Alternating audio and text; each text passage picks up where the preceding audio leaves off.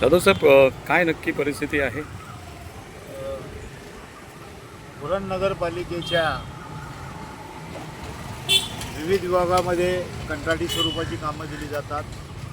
या सर्व कामगारांचं प्रचंड शोषण गेले कित्येक वर्ष सुरू आहे.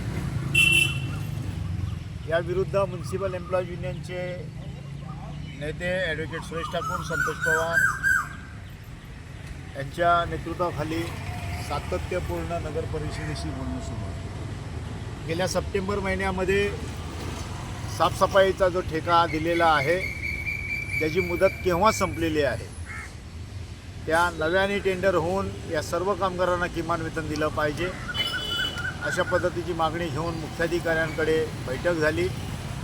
आणि या बैठकीमध्ये तुर्तास आम्ही 2 महिन्यामध्ये सर्व प्रकारची कागदपत्रे पूर्तता करून येणाऱ्या 2 महिन्यामध्ये म्हणजे सप्टेंबरमध्ये त्यांनी सांगितलं 2 महिन्यात, त्यानंतर आम्ही पूर्णपणे नव्याने ठेका देऊन या सर्व कामगारांना, कंत्राटी कामगारांना किमान वेतन आणि सोयीसुविधा देऊ अशा प्रकारचं सांगितलं गेलं. परंतु आज 8 महिने झाले तरी नव्यानं ठेकेदार आला नाही. त्यांचं जुनाच ठेकेदार चालू आहे आणि तो प्रचंड प्रमाणामध्ये या लोकांचं शोषण करतो. जे काही ठरलं त्या पद्धतीने झालेलं नाही म्हणून आज ही परिस्थिती निर्माण झाली.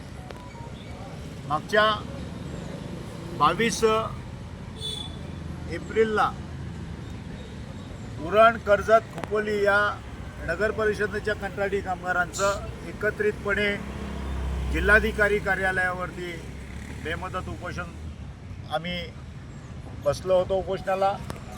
त्यानंतर उपजिल्हाधिकारी शेळके साहेब यांच्या उपस्थितीमध्ये, त्यांच्या प्रमुख उपस्थितीमध्ये बैठक झाली आणि त्यामध्ये ठरल्याप्रमाणे या सर्व कामगारांना तत्काळ किमान वेतन दिला जाईल, नवीन ठेका निर्माण केला जाईल, नवीन ठेकेदाराला काम दिलं जाईल आणि सर्वांना सर्व जे हक्क आहेत ते दिले जातील अशा प्रकारचं ठरलेलं आहे. त्यानंतर 23 तारखेला ज्या वेळेला सकाळी कामगार कामाला आले त्यावेळेला उरण नगरपालिकेच्या ठेकेदारीने या सर्व कामगारांना बंद करण्याचं काम केलं आणि त्यांना कामापासून परावृत्त केलं.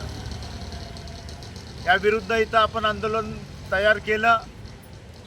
1 मे जागतिक कामगार दिन, महाराष्ट्र दिनाच्या दिवशी सर्व कामगार बेमुदत उपोषण करतील अशा प्रकारचा आपण पत्रव्यवहार केला. त्यानंतर 29 तारखेला आमचे नेते ॲडव्होकेट सुरेश ठाकूर साहेब यांच्या आणि माझ्या आणि संतोष पवारांच्या उपस्थितीमध्ये मुख्याधिकाऱ्यांशी बोलणं झालं आणि 30 तारखेपासून पुन्हा त्या कामगारांना कामावर घेतलं. 43 पुन्हा दरम्यानच्या काळामध्ये लेबर कमिशनर ऑफिसमधून या लोकांना देणी दिली जातात का, सोयीसुविधा पुरवल्या जातात का याबाबतची विचारणा करता सरकारी कामगार अधिकारी आले. त्यानंतर पुन्हा या लोकांना जे 11 लोक आहेत ज्यांना अतिरिक्त ठेकेदाराने ठरवले, ते केव्हाही अतिरिक्त नव्हते, ते सर्वच्या सर्व 43 लोक एकच काम करत होते, या शहराची स्वच्छता कशी अबाधित राहील हे काम करत होते. आणि त्याकरता पुन्हा त्यांनी 3 तारखेपासून बसवलं आहे. त्यानंतरसुद्धा आम्ही मुख्याधिकाऱ्यांबरोबर चर्चा केली. ठेकेदारसुद्धा उपस्थित होता, परंतु त्यांनी जी कारणं दिली तकलादू, इथला कामगार जो एक्सेस झालेला आहे तो तुम्ही पुण्याला पाठवा, नाशिकला पाठवा. हा क्लास 4 मधला एम्प्लॉय, हा झोपडपट्टीत राहणारा कामगार, हा अशिक्षित कामगार, हा दलित कामगार, आदिवासी कामगार, याला इथून नेऊन तुम्ही पुण्या, नाशिकसारख्या शहरात नेणार आणि त्याची वाताहत करून टाकणार. त्यामुळे तत्काळ त्या गोष्टीला आम्ही विरोध दाखवला. आमचे नेते सुरेश ठाकूर आणि मी होतो बैठकीला. आम्ही विरोध दाखवला आणि सांगितलं तुम्हाला ह्या लोकांना इथेच काम द्यायला लागेल का जी लोक गेली 10 वर्ष, 12 वर्ष, 15 वर्षापासून इथे काम करतायत त्या लोकांना तुम्हाला इथेच काम द्यायला लागेल अशा प्रकारचं सांगण्याचं काम केलं. आणि तुम्ही तुमच्या शब्दापासून दूर जात आहात. तर तुम्ही सप्टेंबरमध्ये शब्द दिला होता मुख्याधिकारी म्हणून, एक जबाबदार अधिकारी म्हणून, का आम्ही ह्या सर्व लोकांना व्यवस्थितपणे किमान वेतन देऊन सर्व सोयीसुविधा देऊ, परंतु त्यापासून तुम्ही दूर चाललेला आहात. आणि त्याचा निषेध म्हणून या सर्व 11 बंद केलेल्या लोकांचं आम्ही आजपासून बेमुदत उपोषण केलेलं आहे.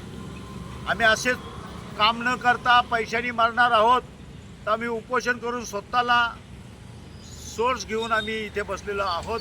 हे कामगार बेमुदत उपोषण करतील आणि त्या उपोषणातून जर काही परिस्थिती वाईट निर्माण झाली याची सर्व जबाबदारी प्रशासनाचे प्रमुख म्हणून मुख्याधिकारी श्री समीर जाधव यांच्यावरती होईल. कारण वेगवेगळ्या प्रकारची आयुध वापरण्याचं काम, आंदोलन चिरडून टाकण्याचं काम ही मंडळी करीत आहेत. यांना काहीही पडलेलं नाही आहे. हा गरजवंत कामगार याचं कसं काय जास्तीत जास्त शोषण केलं जाईल हा एकच विडा इथल्या प्रशासनाने उचललेला आहे आणि त्या प्रशासनाने या कामगारांचं दुःख जास्त कसं देता येईल याकरता विडा उचलून त्याच्याकरता यांची एकी झालेली आहे असं बोललं तर वावगं ठरणार नाही. आणि यामध्ये हा लढा अंतपर्यंत लढला जाईल आणि या लढ्यामध्ये आम्ही सतत लक्ष ठेवून आहोत. या लढ्यामध्ये रायगड जिल्ह्यातील सर्व कामगार, महाराष्ट्रातल्या सर्व कामगार संघटना एकत्रितपणे या उरणच्या मुख्याधिकारी असतील, प्रशासन असेल त्याचा विरोध करायला इथे बसलेलो आहोत. येत्या 16 तारखेला आम्ही उरण नगर परिषदेवरती प्रचंड असा मोर्चा काढत आहोत. यामध्ये महाराष्ट्रातले, रायगड जिल्ह्यातले सर्व कामगार नेते